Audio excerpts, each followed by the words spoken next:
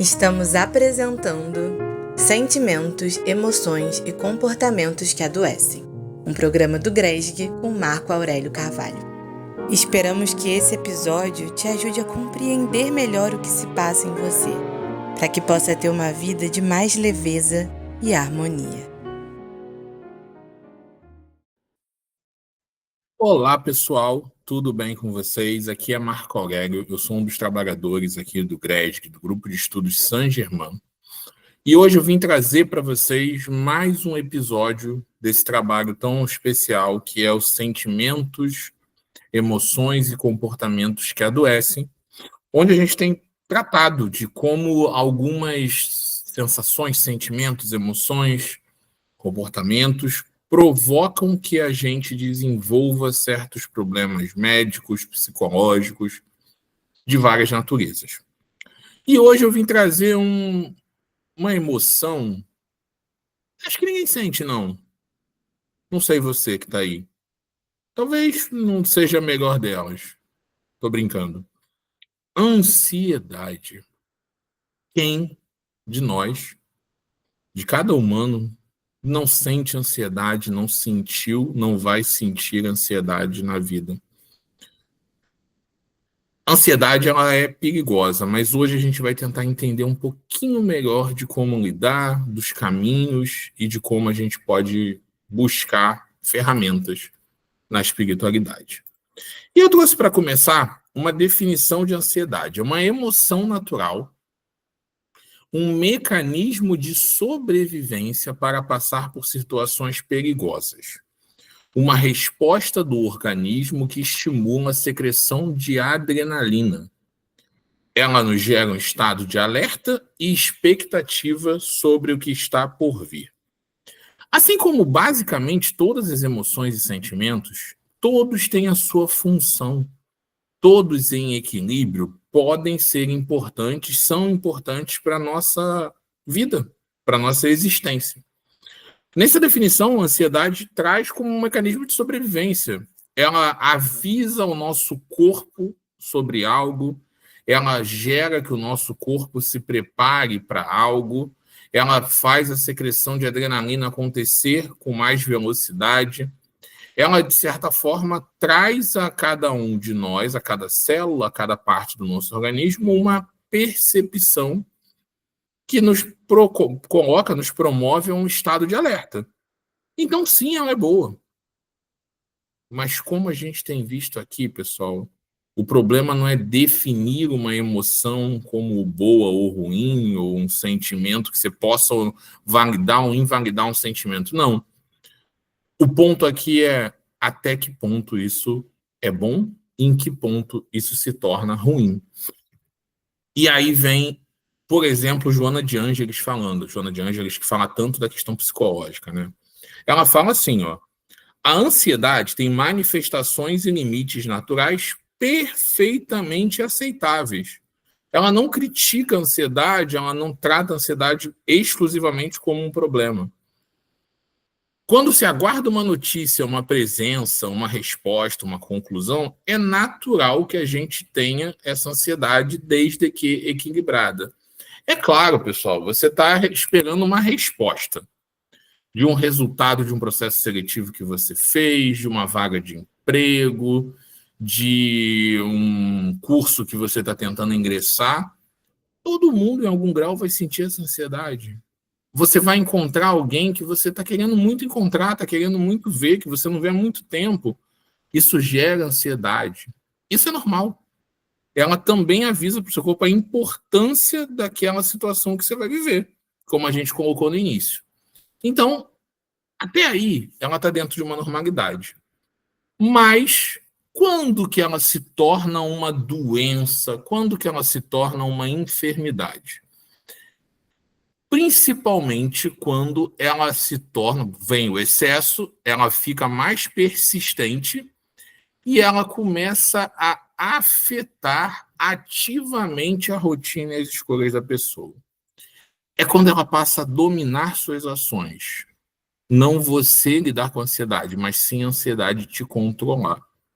quando você passa a não conseguir mais viver o presente porque você só está pensando no que vai acontecer, no que pode acontecer, no que deve acontecer, no que devia acontecer, no que devia ter acontecido.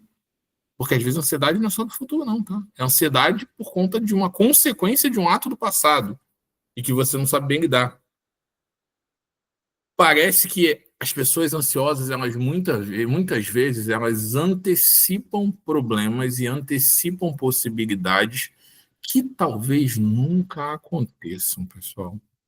Eu estou ansioso porque eu sei que aquela determinada situação que eu vou encarar, ela vai me deixar triste, ela vai me deixar incomodado, e talvez aquela situação nunca aconteça.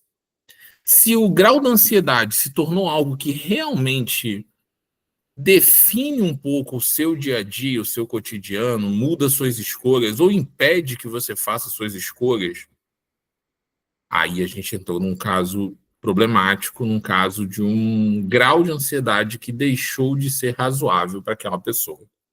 Então aí sim a gente vai como doença. E aí, anotei aqui para falar com vocês, a ansiedade ela tem muitas consequências. Ela traz perturbações físicas como respiração, digestão, no sono. Ela pode trazer sintomas como taquicardia, falta de ar, sudorese, tensão muscular. Ela pode trazer sintomas psíquicos como preocupações excessivas, pensamento contínuo, medo irracional, sensação de descontrole. A gente hoje, né, escuta, até já vi isso em série, inclusive, né, no Grey's Anatomy, um episódio antigo, que às vezes até essa crise de ansiedade, ela muitas vezes é confundida com um infarto, com uma coisa grave no coração. Não que a crise de ansiedade não seja grave, mas um infarto é mais intenso.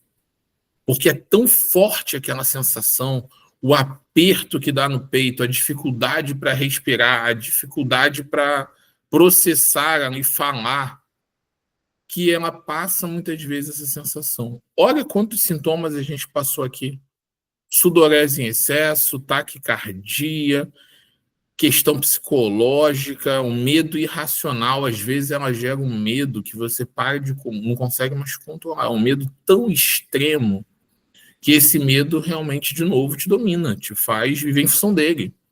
Faz você, às vezes, se esconder dentro de casa porque você está com medo de pisar ali fora.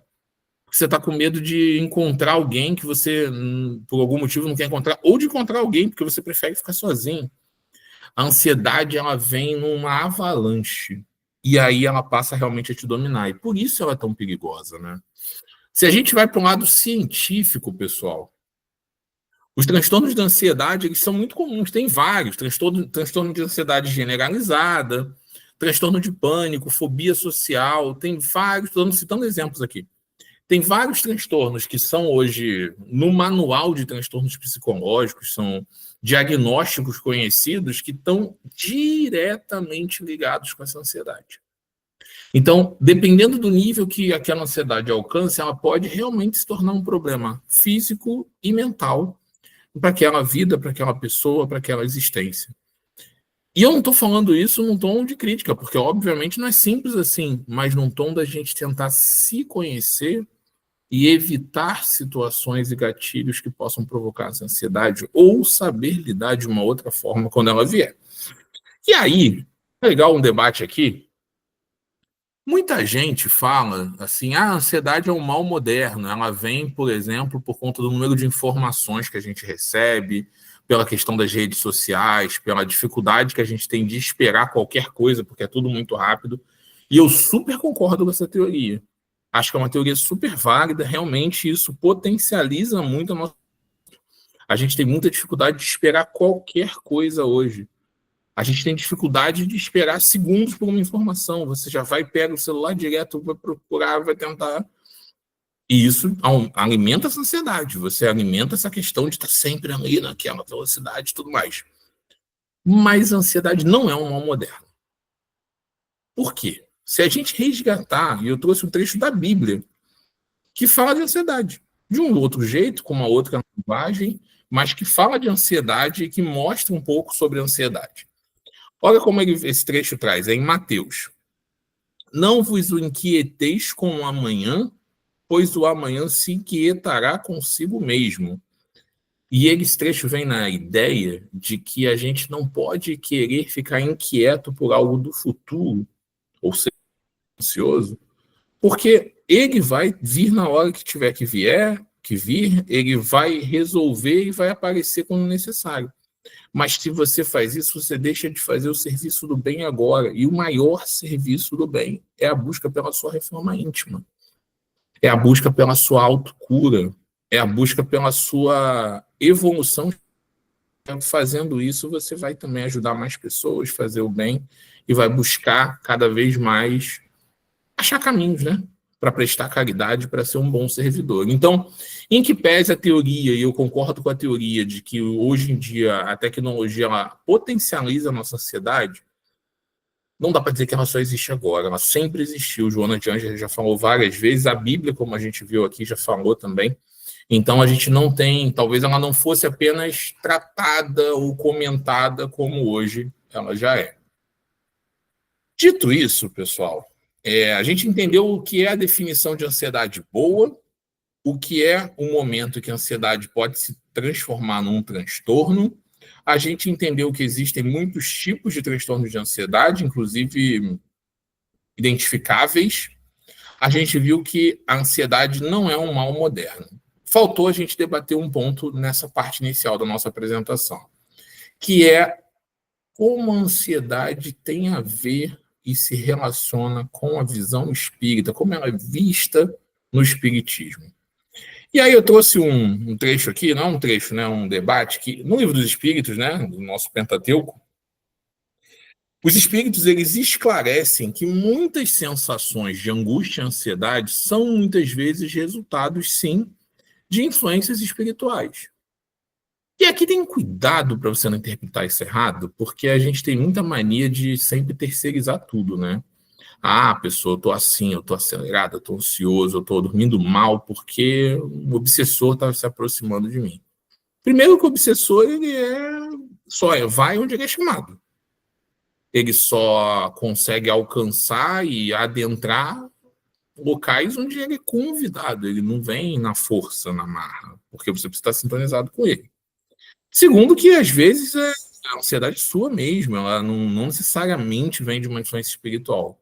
Ela é uma coisa que você precisa processar. Mas é importante você entender que essas influências precisam ser monitoradas, o orar e vigiar, a percepção de quando eu estou entrando num processo de pensamento contínuo, de uma ansiedade desenfreada, eu preciso parar, perceber e sair desse fluxo.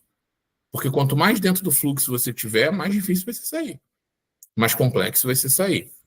O Emmanuel, né, nosso querido Emmanuel, ele fala, ele cita a ansiedade como um dos piores corrosivos da alma.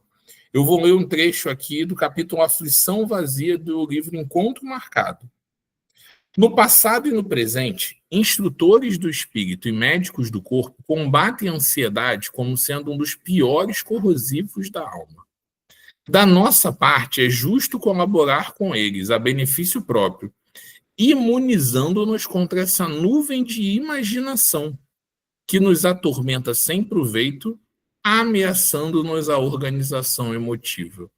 E aí eu separei, né, dois termos que vêm aí. Primeiro, esse piores corrosivos da alma, corrosivo que destrói a nossa alma, que queima, que derrete, que faz mal para a nossa alma. Olha o quanto forte é esse termo. E imunizando-os contra a nuvem de imaginação. E aí eu vou voltar numa coisa que eu estava falando agora há pouco. Nuvem de imaginação, porque muitas vezes a ansiedade vem de cenários criados e projetados pela nossa mente que não aconteceram, não vão acontecer e que não existem. Às vezes eu fico ansioso por uma coisa que a chance de acontecer é muito pequenininha. E eu já estou sofrendo por aquilo, e eu já estou... E eu vou falar uma coisa, eu já falei isso no vídeo anterior, e respeitando a opinião de todo mundo sempre, pessoal, mas uma das frases que eu acho mais, assim, tristes na questão dessa questão de antecipar o futuro, enfim, de tentar achar isso, São as pessoas que falam assim, eu não vou pensar positivo, eu não vou acreditar, porque se não acontecer, eu já estou preparado. Não está preparado, ninguém está preparado para algo ruim sempre. Às vezes a gente fica pensando negativo e por isso as coisas não acontecem. Ou às vezes a coisa até acontece no final, mas você passou tempos e tempos achando que não ia acontecer e triste por aquilo, porque a gente fica triste. Então, não caiam nessa armadilha, não, tá? Eu acho que a gente sempre tem que ser positivo, sabendo e respeitando que a gente não controla tudo. Vou falar disso ainda hoje, tá? Dito isso, eu vou entrar agora um debate antes, né? Um ponto também importante aqui para a gente destacar. De certa forma, a ansiedade ela pode ser um convite à autorreflexão e ao autoconhecimento. Porque, como a gente vai ver durante aqui a aula de hoje, o encontro de hoje, a gente precisa entender por quê. A gente precisa perceber o porquê que aquilo nos deixa ansioso. Por que uma situação que vai acontecer talvez daqui a 10 dias me deixa até lá vivendo aquela situação? O que será que está por trás disso? Quem será que de repente está provocando esse sentimento, essa situação? Eu preciso olhar para mim e me conhecer. E aí eu deixo uma pergunta aqui nessa parte, pessoal. Qual foi a última vez que você parou para se olhar? Não olhar o cabelo como tá, ou a roupa, ou a maquiagem, ou o sorriso. Não. Olhar você por dentro. Qual foi a última vez que você parou e pensou assim: o que eu quero hoje para minha vida? Quais são os meus objetivos? Quais são os meus planos? Onde eu preciso melhorar? O que eu acho que eu melhorei? Qual foi a última vez que você fez isso? Às vezes, nessa questão de pensar no futuro, de antecipar o futuro, de viver o futuro junto com o presente, a gente não olha para o que é mais importante para nós, para nossa evolução, para nossa jornada. E deixa isso de lado, vivendo aquele cotidiano acelerado, desenfreadamente e se perdendo nesse processo. Tá? Bom, dito isso, indo para a reta final aqui do nosso encontro de hoje, caminhos para lidar com a ansiedade. Tá, eu entendi que a ansiedade é normal, mas que quando ela vem em excesso, ela passa a ser uma enfermidade. Eu entendi que ela não é de hoje, eu entendi que tem muitos transtornos que falam sobre isso, e eu entendi como o espiritismo fala e traz ansiedade com esses recados que eu trouxe para vocês. Mas eu preciso achar um caminho para controlar a ansiedade. Óbvio, pessoal, que não é simples assim, né? Não vou falar, bom, tem isso, vai todo mundo sair daqui, entendi, agora não. Como tudo na vida exige continuidade, exige que a gente pratique, force, talvez no início, crie alguns hábitos que podem ajudar ou que minimamente a gente se esforce para isso. Mas eu trouxe alguns pontos que eu acho legais de debater para a gente refletir aqui juntos, tá? Primeiro, obviamente, como eu falei agora há pouco, identificar o que me deixa ansioso. O que deixa o Marco, eu, ansioso, é diferente do que vai deixar quem está vendo uma terceira pessoa. Eu fico ansioso por determinadas situações que talvez por outras situações banais, simples, e vice-versa. Eu preciso olhar e falar. Essas situações, falar perto das pessoas, uma reunião de trabalho que eu preciso apresentar, um encontro com determinados parentes que, de alguma forma, eu tenho uma dificuldade de lidar, que não me deixa ansioso. Ser testado, ser... Estou dando exemplos aqui. Para alguns, ok, para outros, não ok, cada um desses pontos que eu falei. E porque eu preciso saber o que me deixa ansioso para tentar evitar que isso aconteça, ou pelo menos evitar que isso aconteça num movimento extremo que se torne uma enfermidade. Segundo ponto, esse é difícil, inclusive para mim, fazendo meia-culpa aqui. Aceitar que não é possível controlar tudo. A gente tem uma mania, uma síndrome de super-herói, pessoal, que é essa síndrome de que tudo está sob o nosso controle, que a gente consegue fazer tudo e resolver tudo para todos o tempo todo. Isso gera uma ansiedade extrema, porque a gente não consegue, porque muitas coisas dependem do outro, as decisões, as escolhas são do outro na vida dele, você não pode decidir por alguém. Você não pode fazer do seu jeito a vida que não é a sua. Então, lidar com essa questão do controle, aceitar o diferente, aceitar que nem sempre o que a gente quer e fala é o que o outro quer e fala. E que ninguém está certo, ninguém está errado, que são visões e comportamentos e possibilidades diferentes. Então, aceitar que não tem esse controle pode ser fundamental no processo de ir contra a ansiedade, né? Indo para algumas coisas mais práticas, focar em atividades de relaxamento, meditação, respirar, prece, yoga, pilates, atividades que possam ser momentos de paz e de harmonia, porque se você naquele momento alcança essa paz e harmonia, bem ou mal, mesmo que você depois volte para uma situação de ansiedade, você tem um alívio, você tem um momento que você não está vivendo aquela energia densa e agitada que em outros momentos você viveu e que você estaria vivendo. Então, práticas de relaxamento são importantíssimas no processo. Exercício de respiração, pessoal. Existem muitas formas de respiração, respiração diafragmática, respiração quadrada, técnicas de respiração, que elas são fundamentais para combater a ansiedade. E isso é científico, porque elas oxigenam o seu cérebro, oxigenam o seu organismo, e ao oxigenar você consegue ter uma capacidade melhor de diminuir o processo de ansiedade, uma crise de ansiedade. Claro, quando você está numa crise extrema, vai ser difícil você conseguir parar e respirar. Mas lembra o papo do autoconhecimento ali, do que me deixa ansioso, que eu acabei de falar com vocês? Vamos juntar as práticas. Eu sei que isso me deixa ansioso, ou que pode me deixar ansioso. Quando eu estiver perto daquela situação, eu vou parar, eu vou respirar, eu vou controlar ali minha respiração, meu momento, eu vou tentar fazer alguma coisa que já dilua um pouco aquela ansiedade que surgiu. Então, eu preciso ter esse hábito. São hábitos, pessoal, sempre hábitos. Atividade física é um momento também importante para controlar a ansiedade. Às vezes a gente usa esse termo, é um termo legal, né? Mas desde que bem interpretado. Ali para eu jogar energia, para eu... Não é para jogar energia, não, para você se energizar. Né? Eu vou fazer uma atividade física na natureza, eu vou correr, eu não estou jogando energia fora, pelo contrário, eu estou recebendo boas energias, trocando energias com o universo. Energias que vão me fazer bem, que vão limpar, que vão transmutar, que vão me ajudar a mudar o meu padrão de sentimentos. Então, fazer exercícios físicos é fundamental também nesse processo.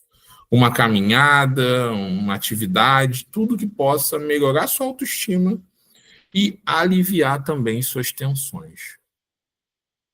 Então, pessoal, não é fácil lidar com ansiedade. Hoje não é fácil, é um tema muito falado, muito comentado, o que não significa que é compreendido muitas vezes do jeito certo. Mas que a gente tente lembrar que o presente precisa ser vivido, que o passado ensina e que o futuro traz oportunidades, mas que a gente precisa viver o presente, que a gente precisa viver o hoje, que a gente precisa comemorar cada conquistazinha que a gente tem, que a gente precisa ter um prazer da oportunidade que é estar aqui encarnado e ter a chance de melhorar. Não vamos deixar a ansiedade virar o comandante do nosso barco, do nosso carro, do nosso... Enfim, nós somos esses comandantes. Que a ansiedade ande do lado quando necessário. Que ela apareça porque ela faz parte da nossa vida, mas que ela não consiga dominar as nossas decisões, as nossas vidas, a nossa caminhada. E que a gente sempre lembre, meditar, uma boa prece, relaxar, respirar, atividade física, são as válvulas de escape dessa engrenagem que vão permitir que você não caia num processo mais grave, numa crise mais extrema, num processo que pode ser muito mais doloroso de ser revertido. É isso, pessoal. Quero agradecer, como sempre, a todos que estão aqui, que assistiram o vídeo de hoje, esse episódio, e sempre estamos abertos a comentários, sugestões. Se alguém quiser deixar aí no vídeo, eu queria que você falasse desse sentimento, desse comportamento, dessa emoção, escreve aí no vídeo, a gente vai olhar e quem sabe aí botar no radar para os próximos episódios. É sempre legal ter essa troca. Tá bom? Muito obrigado, pessoal, e até a próxima.